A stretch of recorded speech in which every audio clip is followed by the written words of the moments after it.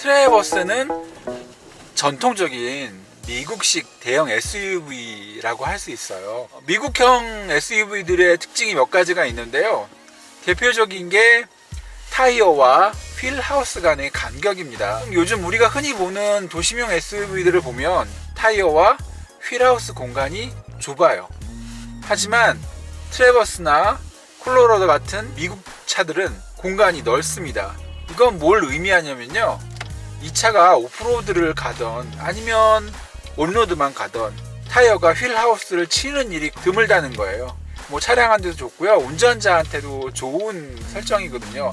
다만 차체가 높기 때문에 SUV에서 발생할 수밖에 없는 롤링이라든지 아니면 고속주행 시에 안정감이 좀 떨어질 수밖에 없어요.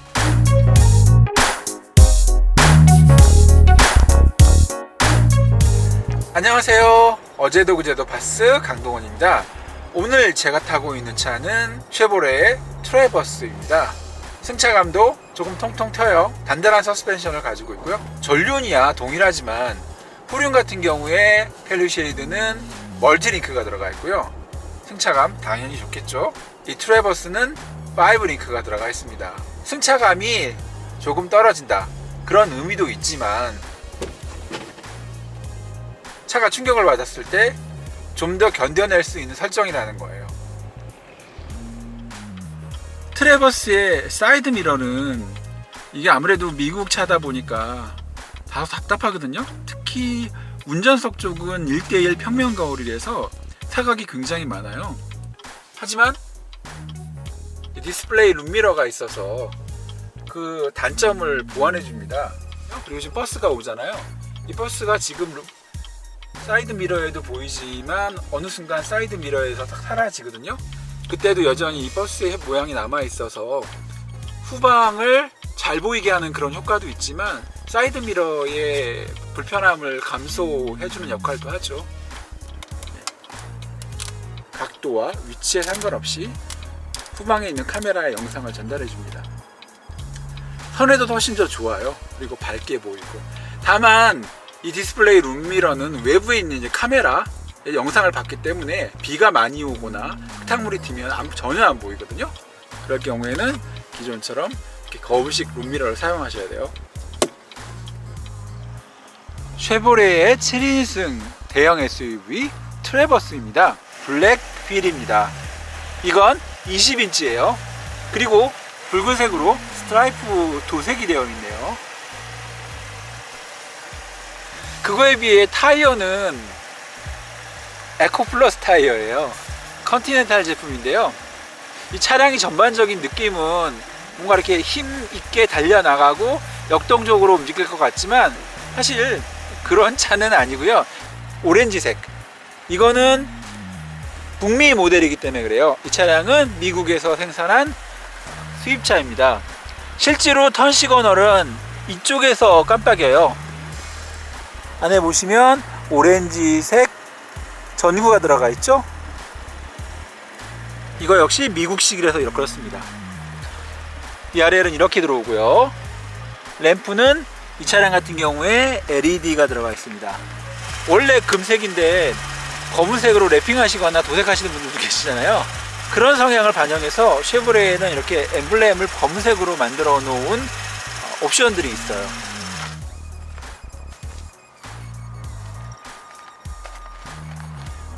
후미등은 기본적으로 클리어 파츠를 사용해서 투명하고 입체적으로 만들었고요.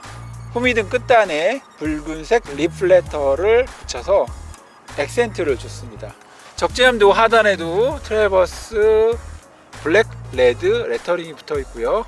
리플렉터, 엔진 배기량이 크다 보니까 이렇게 아이들링 할 때도 진동과 그 음이 있어요. 재원상 3.6L 동일한 엔진으로 표시되지만 콜로라도에 들어가 있는 엔진하고 조금 달라요. 콜로라도에 들어가 있는 엔진은 정확한 배기량이 3600cc가 넘고요. 트래버스에 들어가 있는 엔진은 3500cc.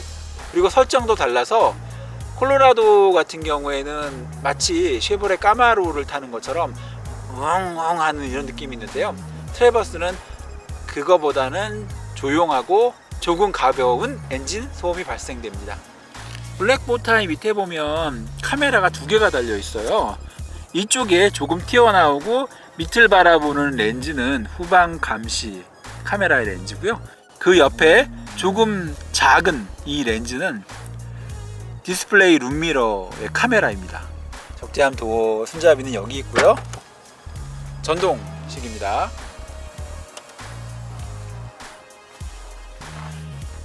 삼열을 펼쳐 놓은 상태예요.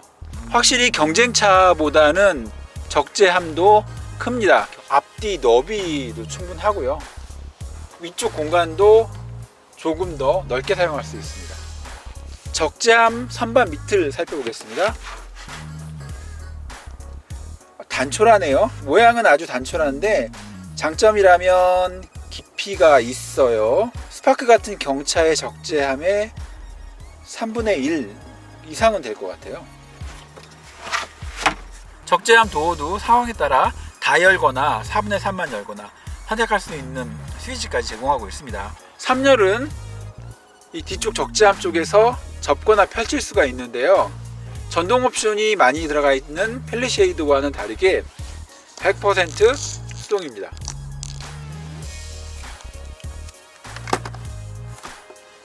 목받침이 접어졌죠? 이 상태에서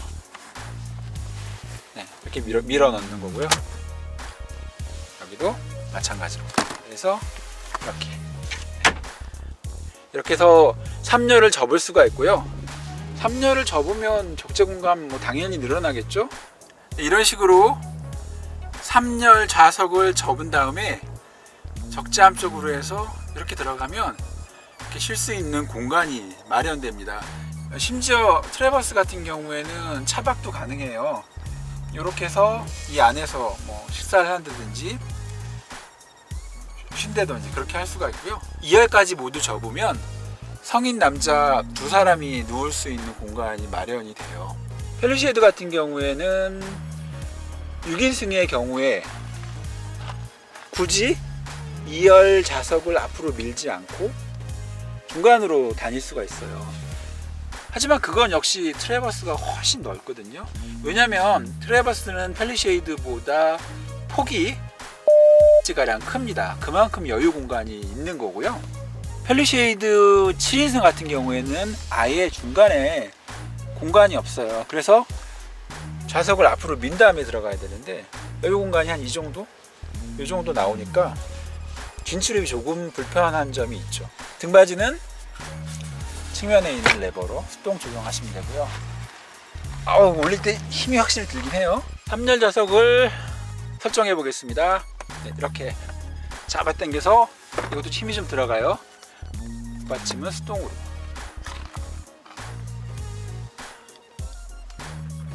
트래버스의 2열에 앉았어요.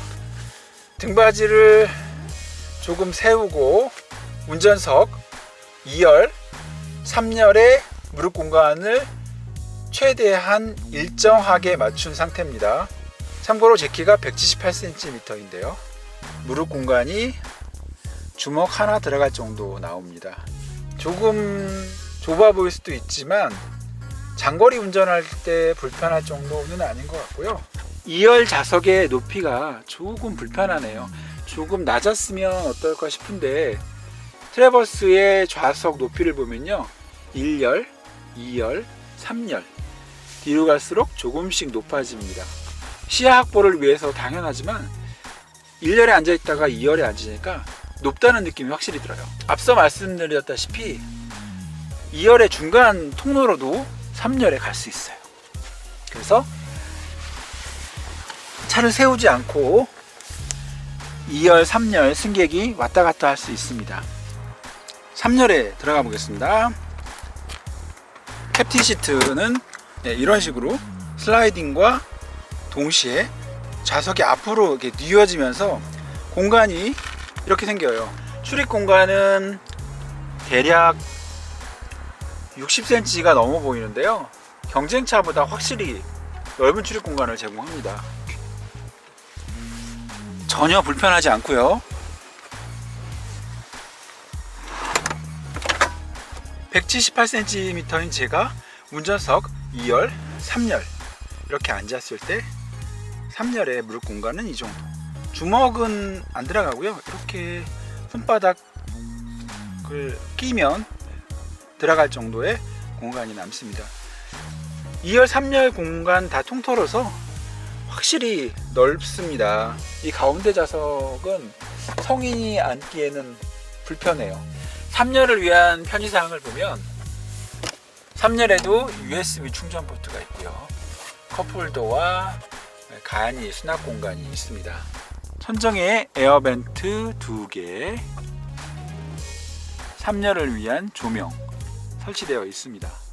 트래버스의 에어컨 조절 방식을 보면 운전석에서 에어컨을 조정할 때 공조기 다이얼에 있는 좌우는 1열과 2열이에요. 하지만 디스플레이에 있는 공조기 화면에서는요 1열, 2열과 3열이 분리되어 있습니다. 그래서 뒤쪽 좌석이라고 되어 있는 섹션을 누르고 조절을 하면 그 부분은 3열의 온도 조절을 할 수 있는 메뉴가 나오는 거죠. 2열에도 보면 천정에 에어벤트가 있어요. 2개 있고요. 조명도 2개 있고, 여기서 에어컨을 조정할 수가 있고, 열선 3단계 좌우 모두 지원하고요. 3열에는 열선 지원이 되지 않습니다. 여기 보시면 교류 전원 그리고 USB 2개, 앞쪽에 또 USB 2개. USB는 충분히 많이 지원이 돼요. 차체가 워낙 길다 보니까 지붕 면적이 충분하잖아요. 그래서 파노라마 썬루프를 사용하지 않고 앞쪽에 개방되는 썬루프와 뒤쪽에 개방되지 않는 썬루프 2개를 지원합니다. 국내 소비자들이 생각할 때 이 차는 패밀리 SUV이고 다소 고급스러울 거를 기대를 하지만 이런 옵션을 보면 그렇지 않아요. 손으로 열고 닫는 쉐이드는 뭐 그렇다고 싫은데 이렇게 걸리는 소리 보세요. 운전석 콕핏, 센터 페시아, 센터 터널, 그리고 보조석. 형상과 디자인은 제가 바로 전에 탔던 콜로라도보다는 확실히 세련돼 보이긴 하지만요, 경쟁차들에 비해서는 덜 세련돼 보이는 디자인은 맞는 것 같습니다. 디스플레이는 다행스럽게도 2017년에 바뀐 새로운 인터페이스가 들어가 있어요. 이 차에는 3.6L 가솔린 직분사 자연흡기 엔진이 들어있고요. 거기에 무려 9단 변속기가 장착되어 있어요. 이게 미국에서 제작돼서 수입된 차인데 만약에 이게 국내에서 생산됐으면 9단 변속기가 들어갈 수 있었을까?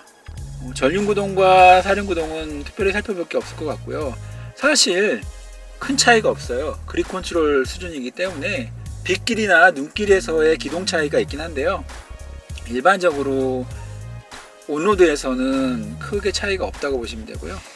험로 모드가 있습니다. 요거는 이제 진흙길이나 모래길에서 조금 더 토크 위주로 구동축에 힘을 배분하는데, 이거 있다고 해서 험한 비포장도로 같은 데에서 고속으로 주행할 수 있는 그런 차는 아니에요.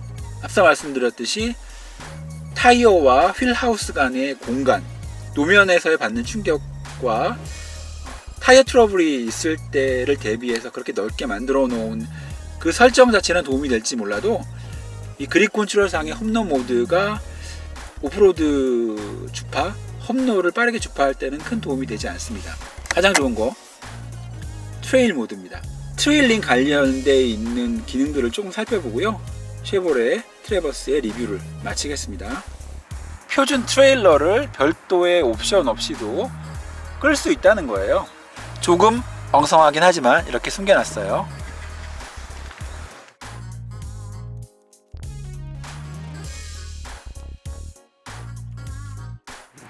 체결부와 이런 커플러 장치들가 드러납니다.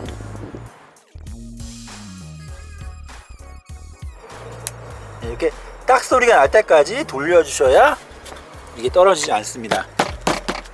아날로그 계기판 중간에 있는 디지털 클러스터는 4인치짜리입니다. 콜로라도랑 동일하죠? 하지만 조금 달라요. 참고로 제가 이 차를 153km 정도를 탔는데요, 연비가 리터당 6.9km가 나오네요. 이 기간 동안 100km 정도를 사륜구동 상태로 운행을 했고요. 그리고 조금 전에 진흙탕길을 빠져나왔어요. 그래서 그랬는지 연비는 리터당 6.9km로 공인연비보다 많이 떨어지는데요. 유륜구동으로만 계속 달린다면 공인연비에 가까운 리터당 8km에서 9km 사이, 그 수준에서 나온다고 보시면 됩니다. 2열과 3열 탑승 공간 리뷰를 위주로 한 트래버스의 시승 영상 마치겠습니다. 지금까지 어제도 그제도 파스 강동훈이었고요. 영상 내용 공감되시고 재미있었다면 공감과 구독 버튼 눌러주시고요. 시청해주셔서 감사합니다.